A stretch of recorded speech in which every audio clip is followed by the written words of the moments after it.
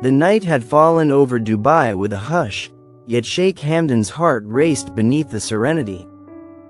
As he stood by the wide glass window of his private quarters, gazing over the skyline, his thoughts weren't with the city tonight. They were consumed by a new role he was still learning to accept. Father. A title that once felt like a distant future now clung to him with a weight both beautiful and overwhelming.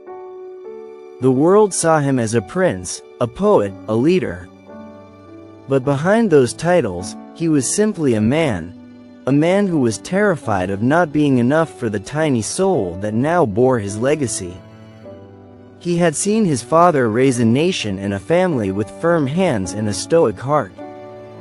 Sheikh Hamdan had admired him, tried to learn from him, even tried to mirror his calm. But now, holding his own child for the first time, he realized no amount of royal training could prepare a man for the helplessness that surged through him. What if he couldn't shield this child from the chaos of the world? What if love alone wasn't enough to build the safety he dreamed of for his little one? The palace was quiet tonight, but inside him, storms brewed. His child carried more than a name. They carried history, pressure, and the silent expectations of generations.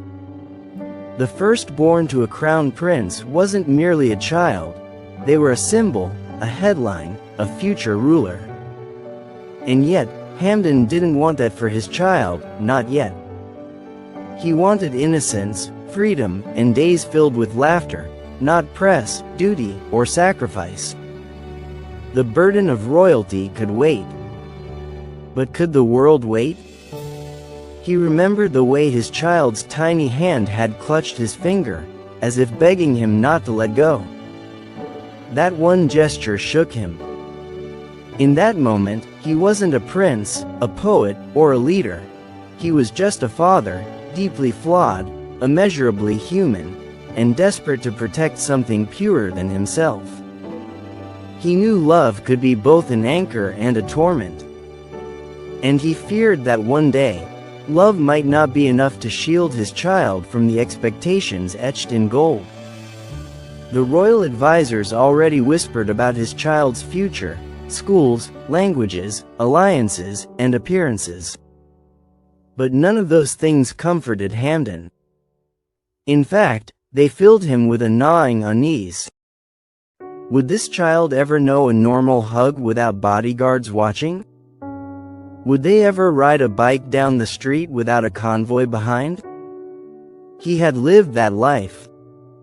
He knew what freedom tasted like, and how rare it was in his world. Even in the embrace of his wife, who reassured him with every smile, Sheikh Hamdan found himself haunted by shadows of uncertainty.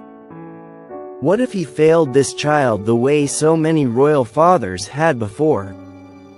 What if legacy overtook love? He had vowed to be different, to raise a child in a home, not a throne room. But the palace walls had ears, and traditions had claws. And some nights, even the strongest prince felt small. He found himself speaking softly to the child during late hours, when the palace slept and silence was his only companion. He would whisper stories, not of kingdoms and titles, but of oceans and stars, of poetry and purpose, of kindness and humility. He wanted to plant seeds that grew beyond royalty. He didn't want a ruler. He wanted a human being who loved, who questioned, who dared to dream. The name he had given the child, carefully chosen, poetic and strong, was a symbol of hope. It wasn't about political alliances or family lineage. It was about what he wanted this child to embody: courage, warmth, and grace. But names were only beginnings. The real work would lie in the parenting, in the quiet hours of guidance, in the lessons passed down not in speeches, but in actions.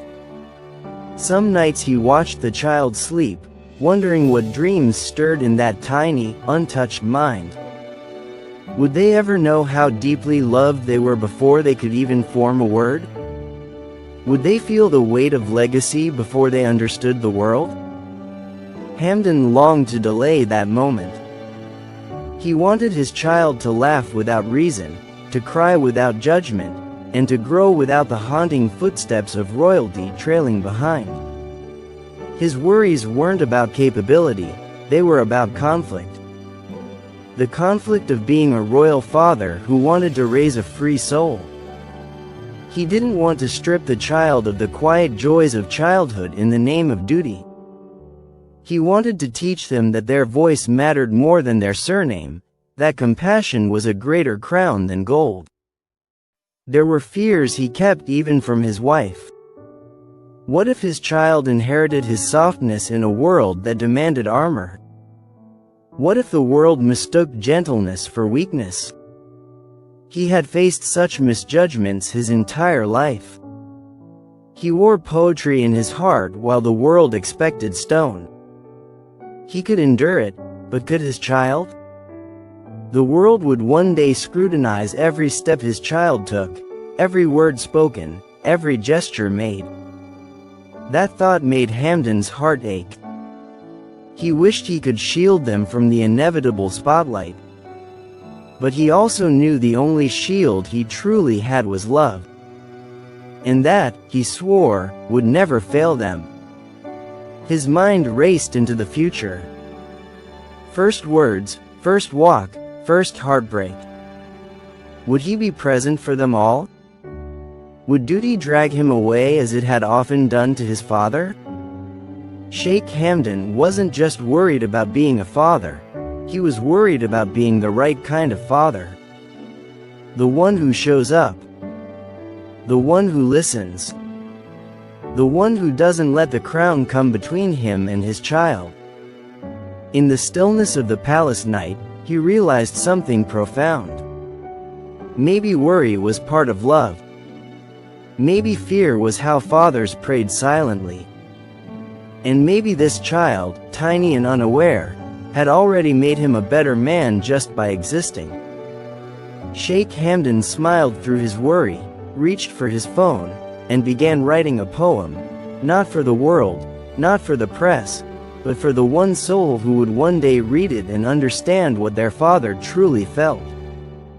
The poem Sheikh Hamdan wrote was simple, raw, and poured from the depths of his spirit. It wasn't polished like his public verses, nor crafted to please royal audiences. It was written in the quiet tears of a man who had everything and yet feared losing the one thing he couldn't replace, his child's trust. He titled it, "Before You Could Speak," and each line carried a promise, a confession, and a silent prayer. As he finished the final verse, he felt something shift within him. Fatherhood wasn't about perfection, it was about presence, about intention, about staying even when the world demanded he leave. The morning sun filtered through the palace drapes, and the city below began to stir. But inside Hamdan, time slowed. He walked into the nursery, where his child lay peacefully, unaware of the destiny written in their veins.